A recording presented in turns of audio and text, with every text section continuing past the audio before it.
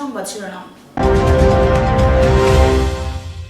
ভারতে আবদ্ধ ৩২ জন বাংলাদেশি নাগরিককে দেশে ফেরত পাঠালো ভারত সরকার। মাস্টার ড্রেনেজ ইস্যুতে বিজেপির সমালোচনায় মুখর বিরোধী দল কংগ্রেস। বিভিন্ন সমস্যা নিয়ে উত্তপ্ত হাইলাকান্দি কোয়ারেন্টাইন কেন্দ্র।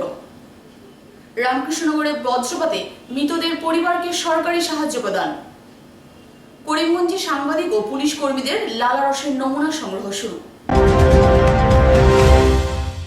ভারতে আবদ্ধ থাকা ৩২ জন বাংলাদেশি শিক্ষার্থী এবং পর্যটককে বৃহস্পতিবার বাংলাদেশে পাঠালো ভারত সরকার। করিমগঞ্জের সুতারকান্দি সীমান্ত দিয়ে ৩২ জনের শিক্ষার্থী এবং পর্যটকের দলকে বাংলাদেশে পাঠানো হয়। শিক্ষার্থীরা শিলচর এনআইটির ছাত্রছাত্রী ছিল। করোনার প্রাদুর্ভাবের ফলে তারা ভারতে আবদ্ধ হয়ে পড়েছিল।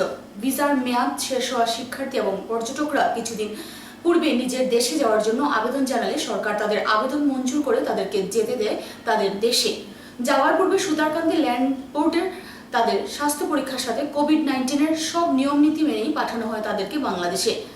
আজ বাংলাদেশে ফেরা ৩২ জনের মধ্যে ৮ জন ছিলেন শিলচর এনআইটির ছাত্র এবং বাকি ২৪ জন ছিলেন পর্যটক।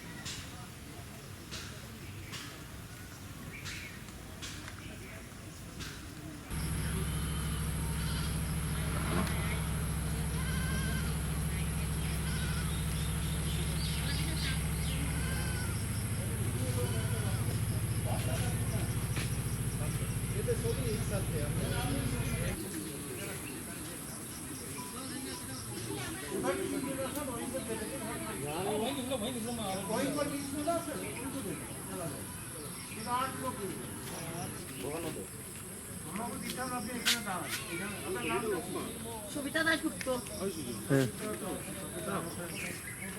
কি সুজন দেব রায়।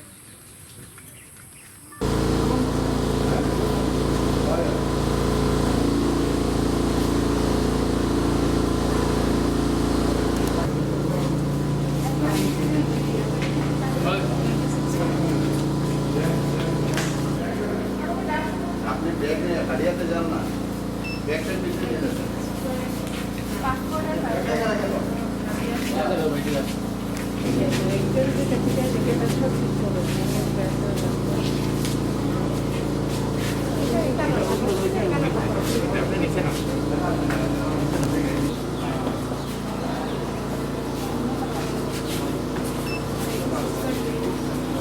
কিছু করার নাই, অনেক সেটা করবে, এই করোনায় করে।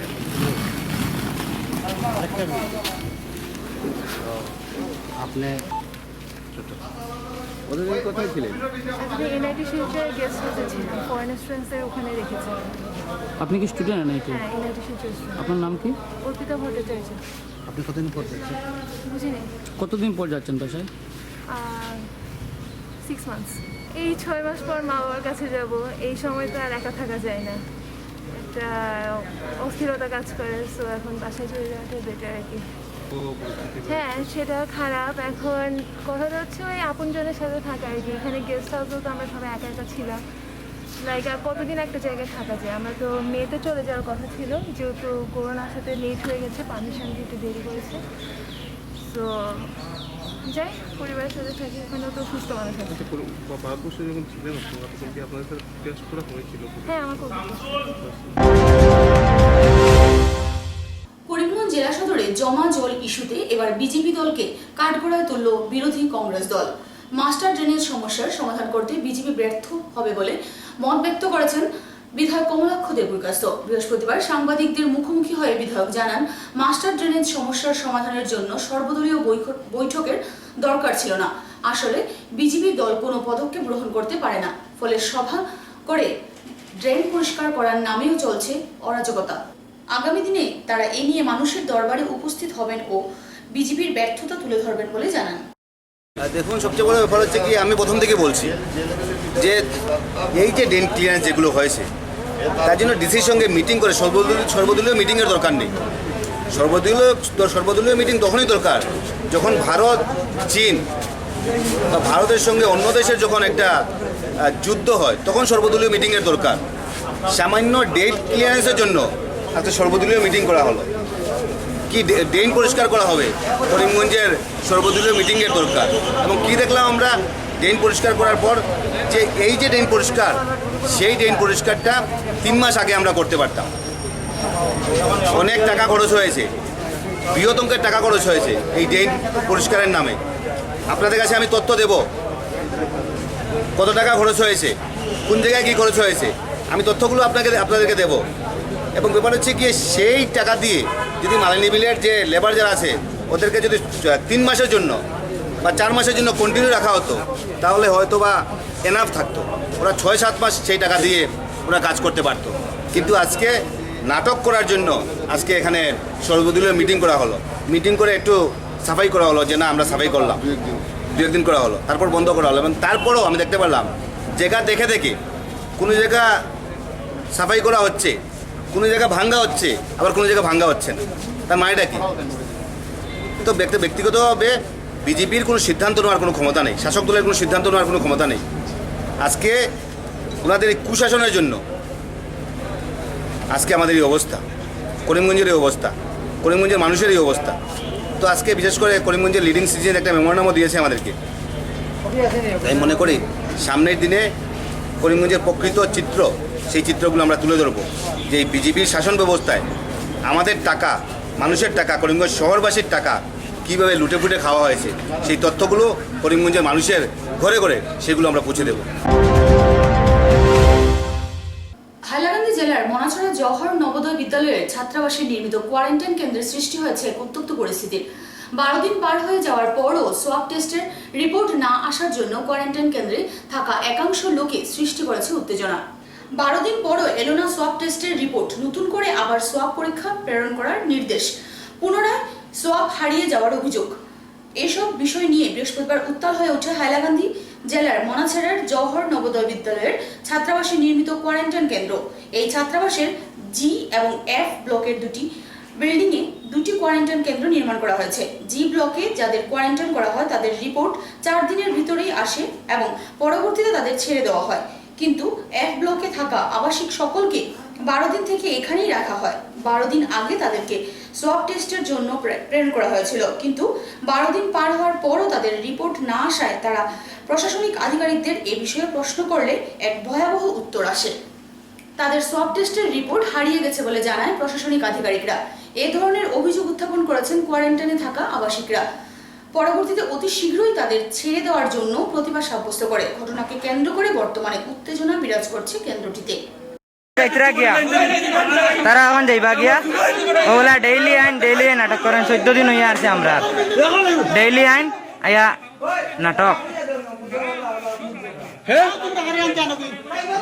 ওই দেখো যাইবা লাগি না বিল বাস করবা লাগি, বিল বাস করবা লাগি আমরা যাইবা লাগি ওটা না বিল বাস করতে। ওই দেখো তারা আইছেন মরা দিবা করতে কি আমরা রিপোর্ট দিয়ে আইছি, জলেশ্বর রিপোর্ট দিয়ে আইছি। সারাই আমরা স্যাম্পল 2 গাড়ি বাস আইছি, আমরা স্যাম্পল সারাই দেওয়ার পরে এখানে তারা আমরা আনছি। আনার পরে আমরা এফ ব্লক রাখছে। আর আমরা লোকে আরো ই বিল্ডিংও আসলাম, এই বিল্ডিংও 2 ফ্লোরও তারা মানুষ আসলো, কি হোস্টেল যেহেতু তারা আসলাম মানুষ তারা ছাড়াই গেছে। আমরা রাজদিন বলে ছাড়াইছে না, কালকে আইসুন তারা আবার ঘরে কইছেন ওসি সারা আইসুন আবার ঘরে কইছেন তোমরা কালকে 12টার সময় শিওর তুমি যাইবা কি 100%। আমরা বলছি ঠিক আছে, আমরা তারা কথা বলছি।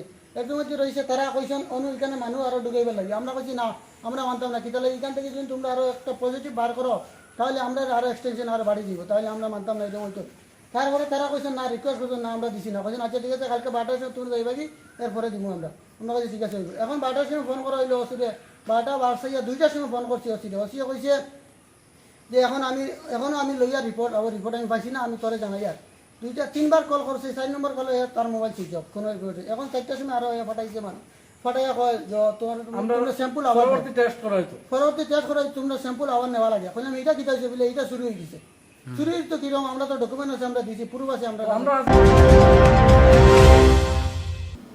করিমগঞ্জ জেলার রামকৃষ্ণনগরের ইছাখাউড়ি গ্রামে বজ্রপাতে মৃত ও আহতদের পরিবারকে সরকারিভাবে আর্থিক সাহায্য দেওয়া হয় বুধবার। এদিন বিকেল 3টায় করিমগঞ্জের সাংসদ কৃপানাথ মালা, রাতাবাড়ির বিধায়ক বিজয় মালাকার এবং করিমগঞ্জের জেলাশাসক আম্বামুতান এমপি নিহতদের বাড়িতে গিয়ে পরিবারের অভিভাবকদের হাতে 4 লক্ষ টাকার চেক তুলে দেন। বিধায়ক বিজয় মালাকার এবং সাংসদ কৃপানাথ মালা বলেন, বর্তমান বিজেপি সরকারের আমলে কোনো মানুষ তার ন্যায্য পাওনা থেকে বঞ্চিত হবে না। তারা বলেন, গত 12 জুন আকস্মিক বজ্রপাতে মৃত্যু হওয়া 5 জনের পরিবার প্রতি 4 লক্ষ টাকা করে এবং আহতদের পরিবার প্রতি 12,000 টাকা করে সরকারি সাহায্য দেওয়ার সকল প্রকার অফিসিয়াল কাজ ঘটনার পরদিন তৈরি করা হয়েছে। কংগ্রেস আমলে মানুষ দিনের পর দিন অফিস বাড়ি করেও অনেকেই বিফল হয়েছেন। এভাবে আপাতকালে দুর্গত মানুষের কাছে কেউ আসেনি। ঘটনার মাত্র 4 দিনের মধ্যে সরকারি সাহায্য নিয়ে এভাবে কোনো নেতা মন্ত্রী ডিসিকে সঙ্গে নিয়ে চেক বন্টন করতে আসেনি। জেলাশাসক আম্বামুতান এমপি বলেন, সরকারি নিয়ম অনুযায়ী যেভাবে কাজ করা হবে তাই করা হয়েছে। ঘটনার 12 ঘন্টার মধ্যে মৃতদের পরিবারের প্রয়োজনীয় নথিপত্র সংগ্রহ করে রিপোর্ট জমা দেওয়া হলে অসম সরকারের পক্ষ থেকে তাদের সাহায্যের জন্য আর্থিক মঞ্জুর দেওয়া হয়।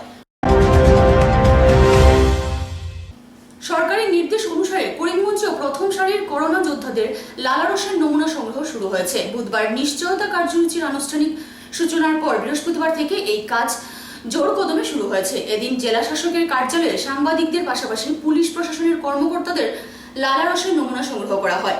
এই কার্যসূচি আগামী দিনে চলবে বলে জেলা প্রশাসন ও স্বাস্থ্য বিভাগ থেকে জানানো হয়েছে।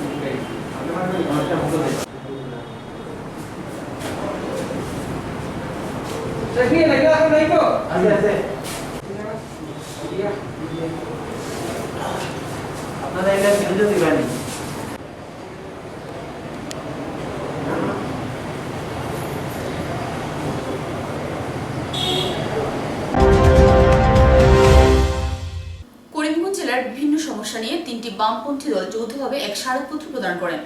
বৃহস্পতিবার সিপিআইএম, সিপিআই ও এসইউসিআই কমিউনিস্ট দলের পক্ষ থেকে জেলার বিভিন্ন সমস্যা নিয়ে দ্রুত হস্তক্ষেপ নিয়ে জেলা উপায়ুক্তের দৃষ্টি আকর্ষণ করে।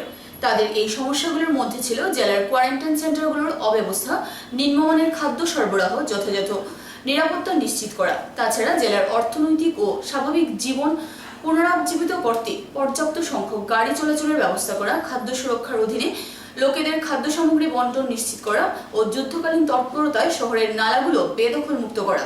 3টি বামপন্থী দলের প্রতিনিধিরা জেলা উপায়ুক্তকে স্মারকপত্র দিয়ে অতিসত্বর এই গুরুত্বপূর্ণ সমস্যাগুলোর সমাধানের দাবি জানান। এই কোয়ারেন্টাইন সেন্টারগুলোতে যে অব্যবস্থা চলছে এটা ভয়ানক। সম্মানিত মানুষরা সেখানে গেছেন এবং সরকার পাঠাচ্ছেন না, ওরা স্বেচ্ছায় যাননি।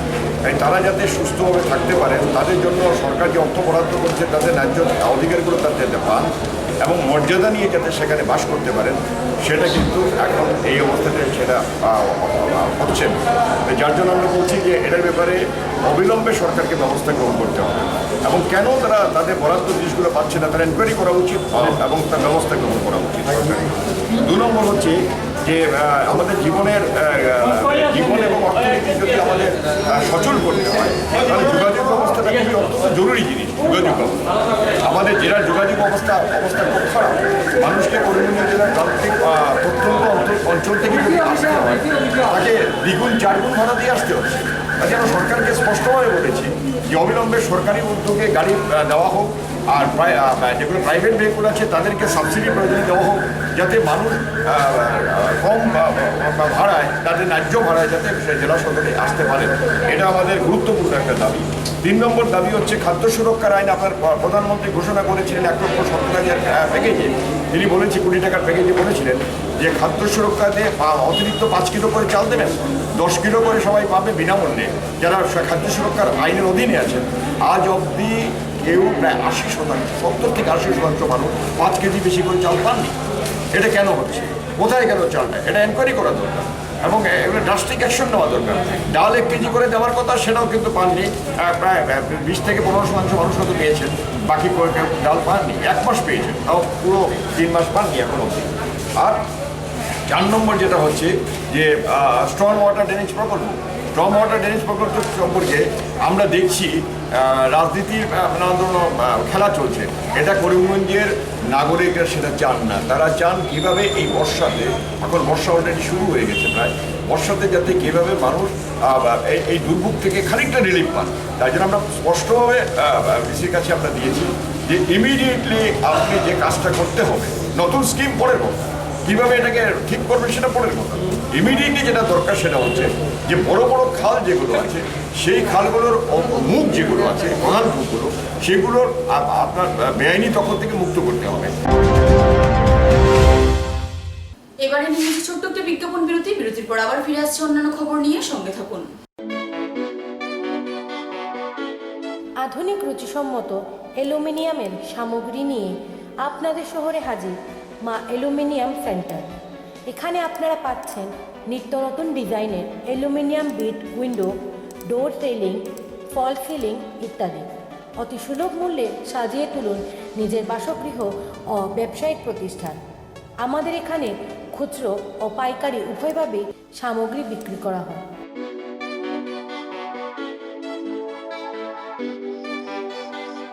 আমাদের ঠিকানা মেসার্স মা aluminium centre, station road, Karimganj.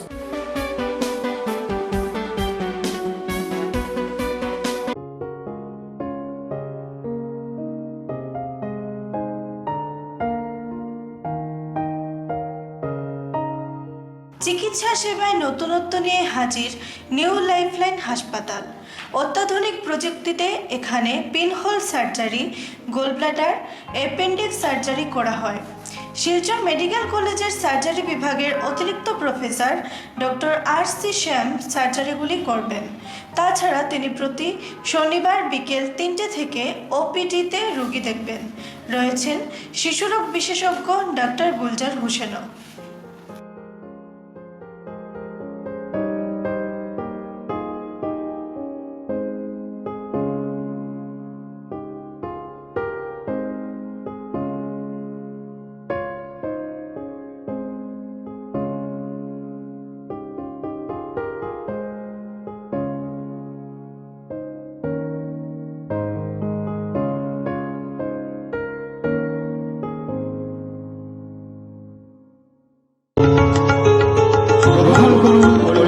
Wholesale cooperative stores তথা সহযোগীর আন্তরিক অভিনন্দন। করিমগঞ্জ হোলসেল কোঅপারেটিভ স্টোর্সের নিয়ন্ত্রণাধীন স্টেশন রোডস্থ বিভাগীয় বিপণী সহযোগী নতুন উদ্যোগে সমৃদ্ধ হয়ে জনগণের সেবায় এগিয়ে এসেছে।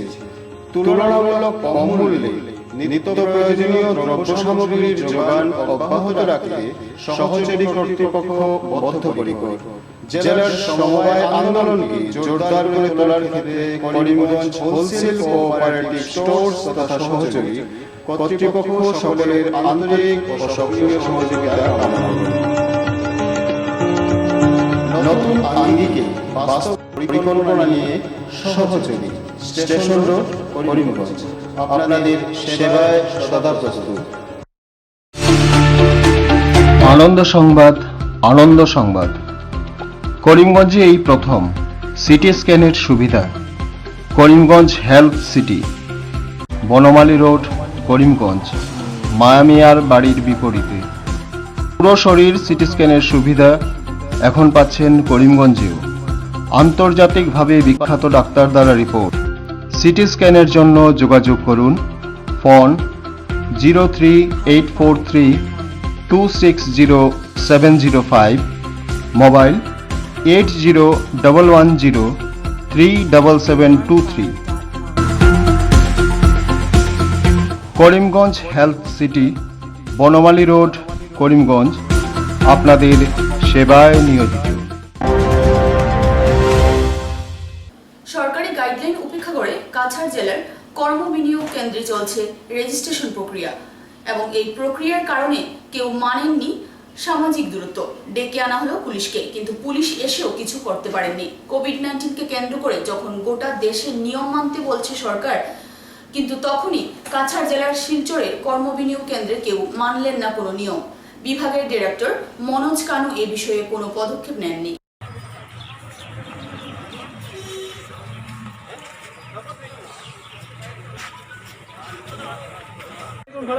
मेरा मेरा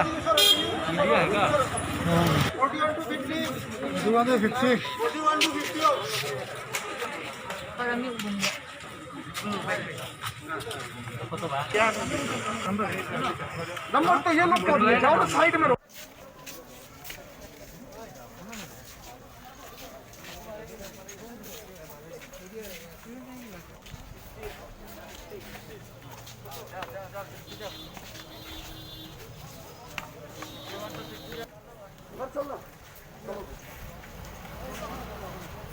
हेलो, आपको फॉर्म मिल गया? अपना भी इसकी तरफ जाओ।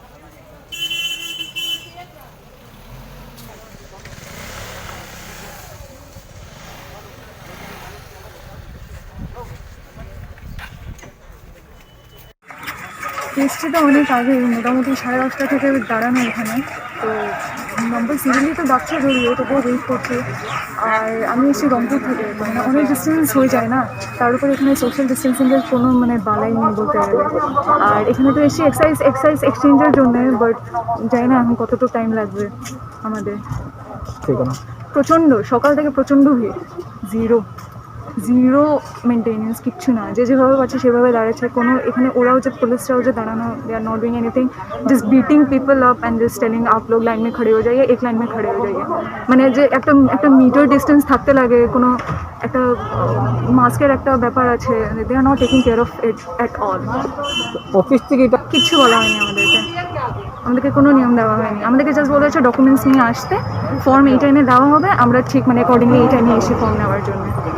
Absolutely বলবো কোনো একটা step, please take any sort of step that can actually amend the wrong things that are actually occurring here. So we really, on behalf of every person existing here, standing here, I really request to take some steps so that at least social distancing is maintained.